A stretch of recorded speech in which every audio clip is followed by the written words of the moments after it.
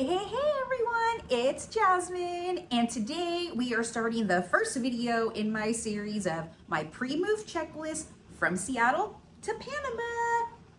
Today specifically we're talking about my mindset and my decision prep, and this is way more important than you think. So before I started packing anything or researching neighborhoods, I had to get clear on my why.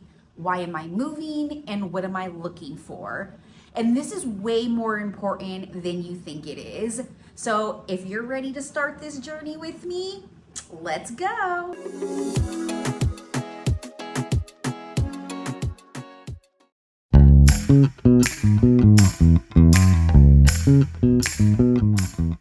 Clarifying my why. So I had to remember I'm choosing a life that feels lighter, warmer, and more aligned. Yes, I know, Seattle, I will miss. It is my home, but I've reached my point.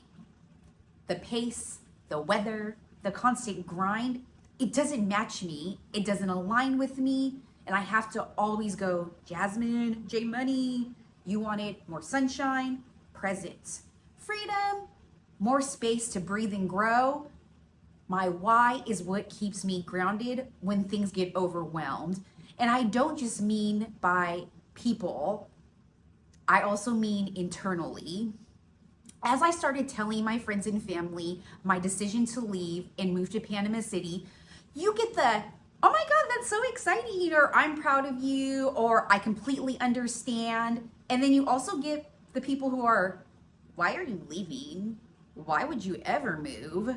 That sounds crazy. Or the flat out, that's not gonna work. Good luck with that. Rude. Anyways, all of those external just chaos and everything can really kind of get you second guessing yourself.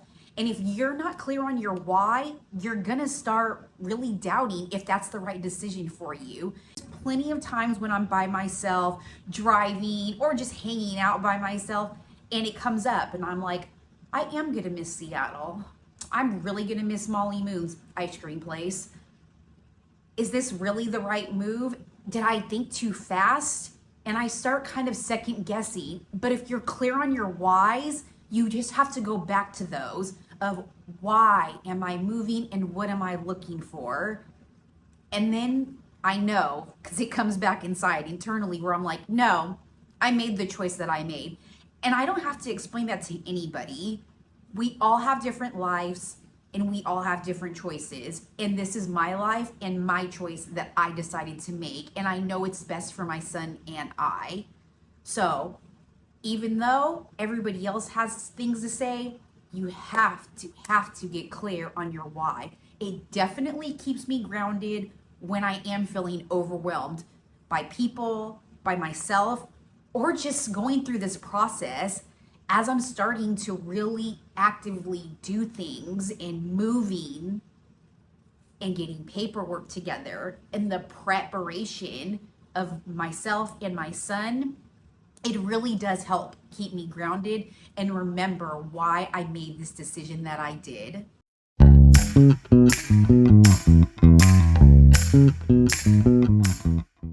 Now, once I understood my why, I had to define the lifestyle I wanted to build in Panama. I had to remember, not luxury, but a peaceful sense, a soft life. I wanted mornings with sun, not gray skies, even though it's sunny right now. I wanted a community that feels warm and connected. And I wanted a pace that allows me to be present with my son before and after school. Also, I wanted freedom of my time, my creativity, and to a certain extent, I kind of wanted to reinvent myself. Now, and I mean that is, I don't want that 9-to-5 job. Ugh. That's a reinvention. That had been who I identified as. When people come up to you and they're like, what do you do? I don't want that anymore. I don't want to say what I used to do or what I did or have that be. Why can't I just be Jasmine? That's who I am. Why does it got to be Jasmine who was in operations for blah, blah, blah? I don't want to do that. And so I had to remember Panama aligns. It aligns with everything that I'm looking for, and it allows me to live intentionally and not in survival mode, because I am done with that.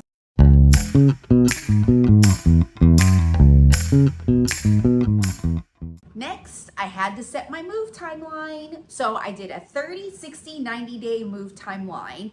And in the first 30 days, well, that's the big one. You start decluttering and downsizing. So with that, it kind of matched up perfectly because my lease was coming up at the end of April, and I knew at that point I wasn't going to renew. So there was that rent out the door along with those electric bills. Ha ha ha.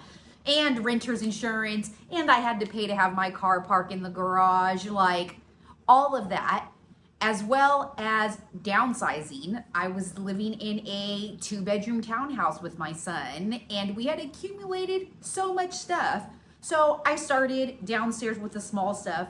I got rid of a lot of small stuff, donated it to like Goodwill, or we have Value Village here. Some of the stuff I just gave away. I had some plants that I had for a while that I gave to my best friend. He took them in. And then also there were just things that my son didn't need that we gave to some people that, you know, could use other kids' toys or clothes. So I just kind of started going through things, and I realized I had a lot of junk too that I really didn't. I had like 3 bags of just papers. And like kind of important, like bank statements and stuff like that, but stuff that was from like, I found a paper application from when I applied for a Starbucks barista job when I was like 19. Like, what do I need that for? Jasmine, throw that away. So, well, actually, I shredded that. So then I started to accumulate papers, and I took those and got those like shredded in the official way so that none of my information gets, you know, put out there. And then also, you know, I started to look at, well, where were we gonna move? We are currently doing Airbnbs. We're in an Airbnb right now, and we're Airbnb and staying with family until our final move in Panama. The other thing, as I was going through all of my papers, is that you have to start collecting important documents. So this is like birth certificates, obviously passports. My son, I need to make sure that he has like his immunization shots, those records, his school records. I need to make sure that I have like, you know, bank statements and bank records and all of the other important things, which we'll go into a deeper dive in another part or in the next video, in another future video. You guys know what I meant. And then for Panama, I had to start researching neighborhoods. So of course I got on my YouTube and I narrowed it down to about 3 neighborhoods that seemed the best for me and my son, knowing that like I'm not taking my car. My car is something I'm downsizing, and I will be selling that before I move. It's the last big thing I'm selling. And also, once I was able to see the neighborhoods, of kind of getting an estimate of what the cost is, like rent costs, also what's surrounded those neighborhoods. This is when watching the videos that people go into deep dives as far as like, you know, electric bills, groceries, eating out costs, any entertainment that they're doing, tutors, especially ones with kids, you know, schooling, if they're going to go in, my son's going to go into a private school or not, but he's not going to do that. But I am paying for school for him because he will be in a remote setting through an online schooling.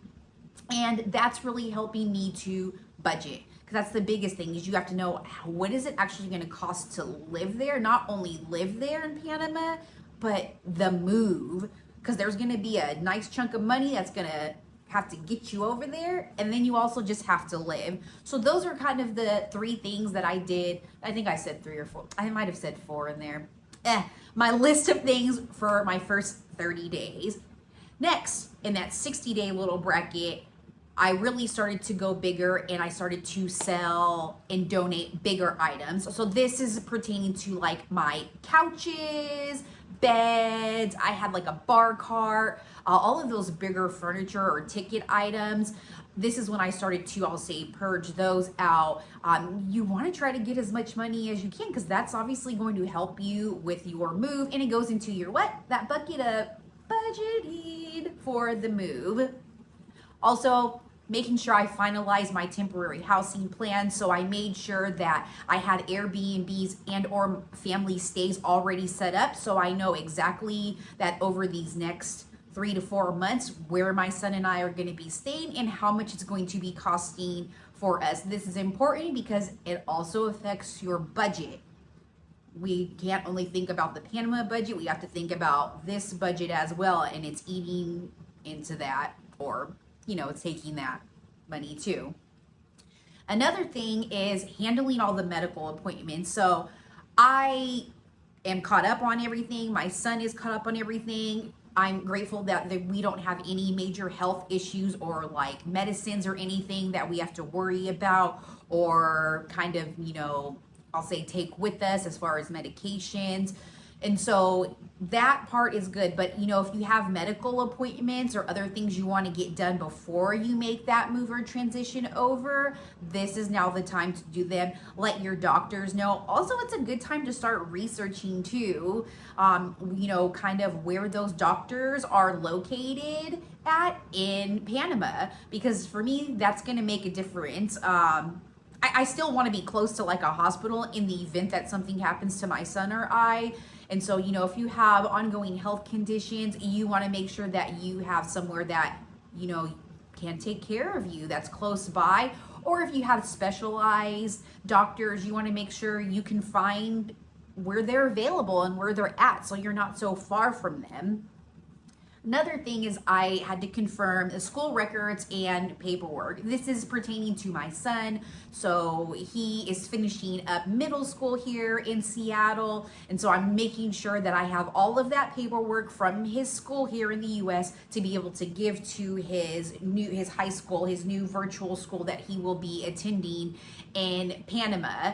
Way easier to get records when you're local here versus trying to get them shipped over. Another thing that I decided to do was to get additional original copies of both of our birth certificates, since we are both born in California, and we'll be with our family in California for the final 2 months before we end up moving, or a month and a half, doesn't matter, but we'll be in California. And so kind of making sure that I have all of that set up to be ready to go, as well as I did start informing my credit cards that I was going to be, and bank that I was going to be traveling abroad. Do not tell them that you're moving. Don't do that. Don't do that. You don't want to do that. We'll go into that in another video. It could freeze your account and do other things. So we are traveling. So I started to inform them, and also because I do have a credit card that's actually going to be expiring after I move. And so I wanted to make sure that I could get my new card issued to me before I made that move. So I made arrangements for that. And so you really want to start kind of making sure that you're gathering, your important documents as you're preparing for this. Now, the final 90 days of the move, now I'm packing the essentials. So as we started downsizing, letting go of stuff, unfortunately, I didn't get a storage unit. I know you should not do that. I don't want a storage unit. I've seen lots of videos, and I agree. I've had storage units before, especially when I moved from California to Seattle. And I went back there and I didn't take I took 2 boxes, if that. So I was paying for all that. So I think it's a waste of money, but I did do it. I did have to do it for some particular reasons. I also don't plan on keeping it though. It's something that I am going to continue to go through as I have transitioned out of, I'll say, my house, and am doing the Airbnb thing and family stays. I realize it may go a little bit into Panama, but I also have family and friends here that are going to kind of, I trust and will kind of help me go through stuff to eliminate things, because I don't want a storage unit. I think it's a waste of money to be paying for. And so I'm going through stuff, but starting to pack the essentials. So I started to basically go, what are we taking? We're taking a total of 6 suitcases, 3 apiece. They are pretty big suitcases. Oh, and then we're gonna have backpacks, and that's basically it. So that's what it's come down to, is what's really important. I realized a lot of stuff isn't important. And if you know me, I'm a big shoe girl. I'm a big clothing girl. I have a lot of stuff. a lot of stuff. And my son collects stuffed animals. So he had like 6 bags of stuffed animals. He realizes those all can't come with us. So you have to start really kind of picking and choosing and going through your favorites. This is also when those doubts start coming in. So you have to go back to clarifying, why you're doing this. Because it's sad sometimes, like, to let go of things. You're just like, oh, I'm sad. Like, I don't really want to let that go.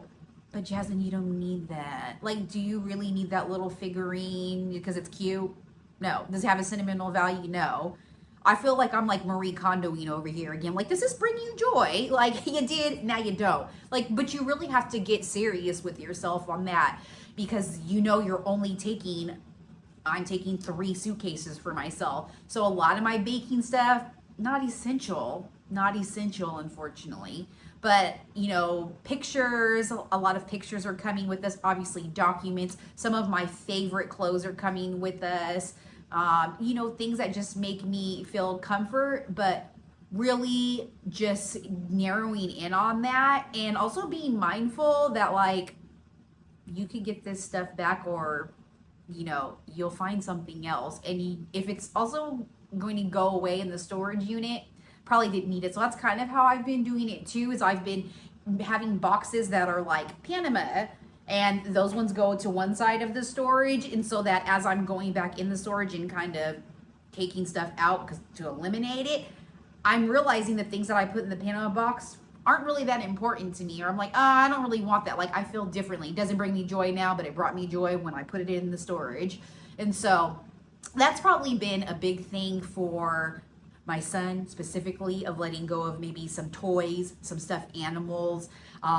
He's big on Nerf guns too. He has, like, oh my gosh, a whole collection. And so he tried to keep all of them. And I was like, no, honey child. Like, do we really need this? Like, do you really need this?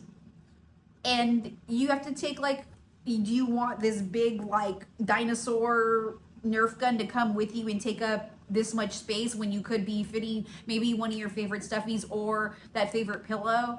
And so really just evaluating that.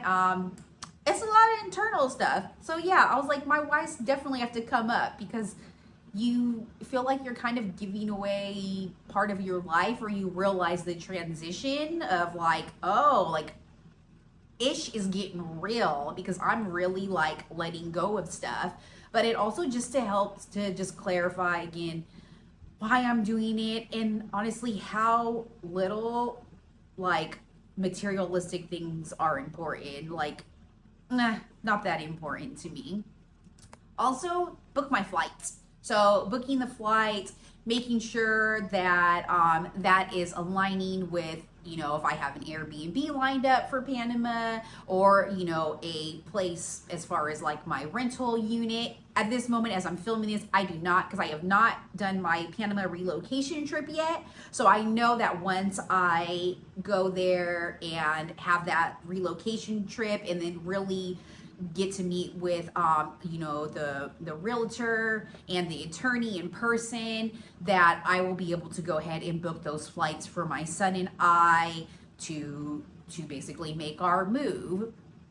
Another thing is setting up the banking and international access. I kind of talked about this in my 60-day. This is the one where, yes, I let my banks know, but I did set up a different account. So I know people use Charles Schwab checking accounts.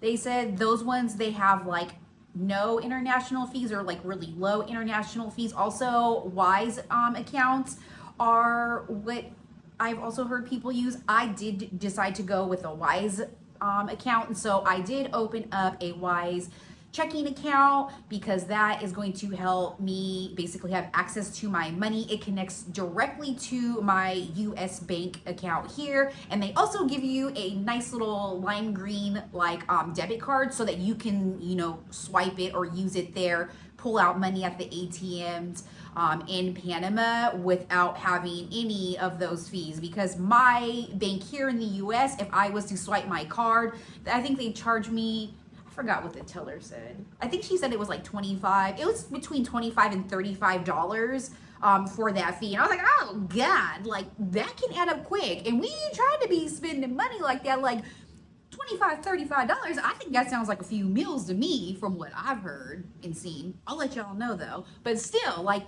you want to be smart about this. And so start really looking into that. So I did that to make sure that I do have access to my money. There aren't going to be any flags, and then I will be able to move my money around. Especially, I have to pay rent, and people pay through Wise accounts, or there's other ways. But I was like, I've heard people use their Wise account. They probably use their Charles Schwab, but I don't know anything about that one. So making sure that is good. Also, just real quick, WhatsApp. People said that they talk to their landlords and stuff through WhatsApp there, and so I had to re-download WhatsApp because I took it off my phone, or I had it uninstalled, and so I also ended up doing that, making sure all that was set up, because you also have to think that you don't want to wait till the last minute or until you get to Panama, because it's gonna flag. It's gonna realize your phone's gonna be like, wait a minute, where are we? Like, we're not in the US anymore. Like, verification. So prepare.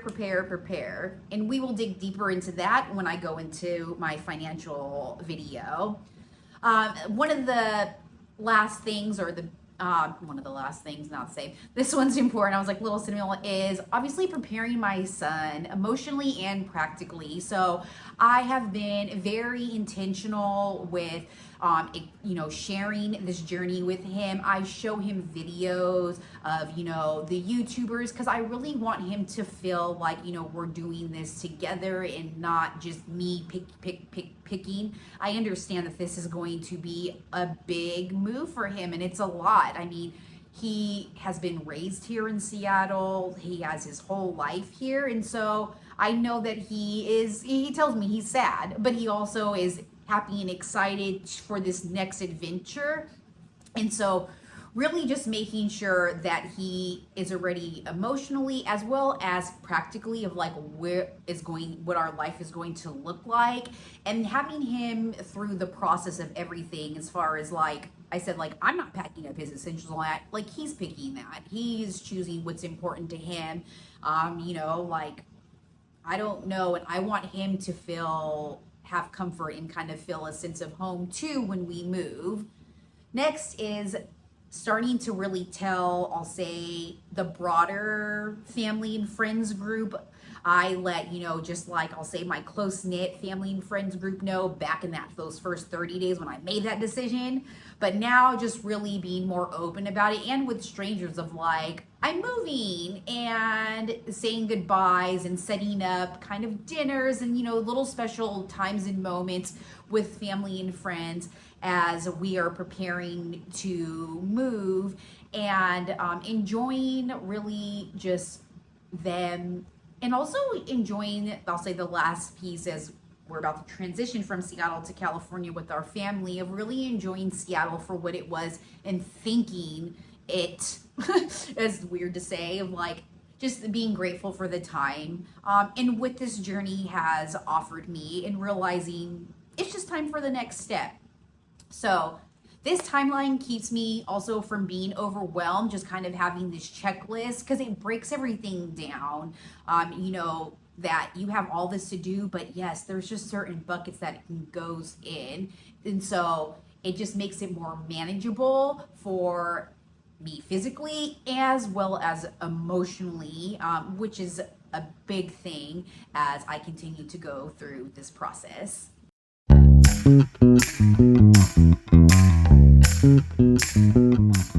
All right, and the talk with my son, again, the emotional and practicality of what's happening. So again, I want to make sure this move isn't just about me, because it's really about my son too. So I had to get his mindset prepped, making sure that he feels supported, informed, and included in this. So we have very open conversations about, what Panama life might look like, which is why I share videos with him, the good and the bad. Like, even when, somebody talks about a negative experience that they encountered, because those are things that we very well will probably encounter at some point in time. Like, it's not going to all be rainbows. And what's the other one? roses for, it doesn't matter. Y'all know what I meant by that. You know, and I ask him like what he's excited about. He's like, the sun. He's like, I'm a California original boy. I want some warmth. You know, what he's nervous about, like he's gonna miss his dad. He's gonna miss his friends here. And he's like, I can't play D&D with it. I'm like, girl, I call everybody girl. You can still play D&D, but you know, just things of like, it's just a different way of like, it's gonna change. So reminding him of like, what will stay the same and what will change. Like, you'll still have your friends, they'll still be your friends, if they're true friends, even when you move, but like, you'll play D&D, just you'll be in a different time zone than them. And you know how we'll end up staying connected to our family and friends. So thankfully, you know, we have laptops, there's, you know, we have FaceTime, there's WhatsApp, like there's just so many ways nowadays to where it's like we can still see and feel connected to our family and friends, even though we are going to be in a different country. But to some of them, we're actually going to be closer. Isn't that funny? Like, I'm going to be closer to my family and friends that are in Florida when we get to Panama than I am right now. So I'm just bringing that up, and he's like, what? And so, you know, it's just really just making sure that he's aware of like, we're not moving like across the world. Like, it's not going to be like, oh my God, it's so new and it's going to be so different. And also just like, I like sharing the videos with him, because when he's watching them with me, you know, he sees like, you know, we saw a Cinnabon in one of them. He loves cinnamon rolls, although I make my own cinnamon rolls. If you know, you know.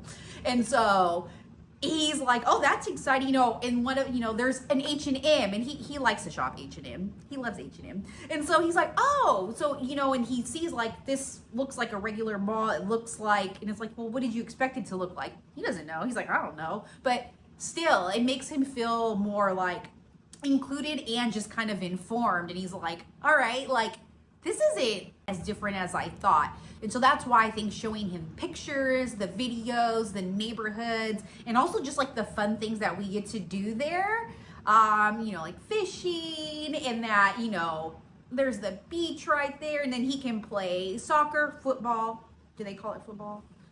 But you know what I meant, like sports, like it's gonna be an adventure. So again, I wanted to make sure it's our adventure and not just my adventure and or decision. So giving him that emotional support and space to feel everything is big. Because I know through this process, as I've said, I go through kind of my ups and downs. And I know he's gonna feel the same as well. And so making sure that I'm checking in with him and that he feels, you know, safe enough. And I'm, again, so grateful that we have an amazing relationship where he does feel comfortable enough to just kind of be like, yeah, that scares me, or, you know, I'm sad about this, leaving this, but I'm also like, I'm happy or excited about moving. So he's completely feels empowered to feel excited, you know, the sadness, the curiosity of asking questions, like all of it, because it's so important that he is feeling included in this. And so, you know, the practicality, of course, that's what mom does. He's like, I know she's taking care of my school. I just know I'm going to be remote. He's like, great. I don't have to do my hair. I'm like, oh gosh, boys, right? But still, you know, that makes him excited. He's like, oh, really? I can just like go into the other room and I'm in school now. I don't have to like pack a lunch and put my backpack on and walk outside and hear the bell go beep. Like, I'm like, no. I'm like, it's just like when there was COVID and you were remote. I was like, it's basically that type of setup. And so just making sure that, you know, he's understanding the routines, and so that it's going to be a smooth transition, as smoothly as we can make it, because we know that there's going to be bumps along the way. Nothing's perfect, but that we will get through them together and be able to talk it out and speak about them, you know, without him feeling like I can't voice that, or, you know, this isn't working, or I don't like this. I want him to feel empowered to be able to tell me all of that. And so as we are doing this transition, I have been open, and I think it's been great. It feels nice to have his support. I will say he was a little reluctant, of course, at the beginning when I told him. I don't think he thought I was telling the truth. I think he thought, he was like, Mom is tripping. Like, I think she just mad, or she just thinking outside the box because, you know, I'd gotten laid off. And it was like, no, it was more than that, because I was already thinking about it. That's just kind of when I decided to share it with him. And I'll say again, my close friends and family, that was when I decided to do that. So again, I hope this was useful. And if you guys want, I would love it. Actually love it. I was like, if you would like, no, I would really appreciate it. If you would comment, like, subscribe. There's this new hype thing. I have no idea what that really means. I hype people's videos. They said it helps little creators, super little creator. I appreciate every little subscriber that I have. I think I'm at 4. Yay! Thank you to you guys. I super appreciate you guys always. And again, this is just the first video. In my next video, we're gonna dig a little bit deeper into the pre-checklist for documentation and the legal prep. Ugh. You guys, that has probably been overwhelming for me. So this video, or clarifying my why, definitely had to happen and was going to happen. It's good that it's the first step in this series, because that has been overwhelming a lot, and especially with we'll get into it, but like with my son and making sure everything is there, and you know, I'm taking him out of the country legally. Can't just be stealing people or kids like that. So all right, guys, thank you again for watching. And as I always say, okay, so bye. I'll see you guys in the next one. Bye.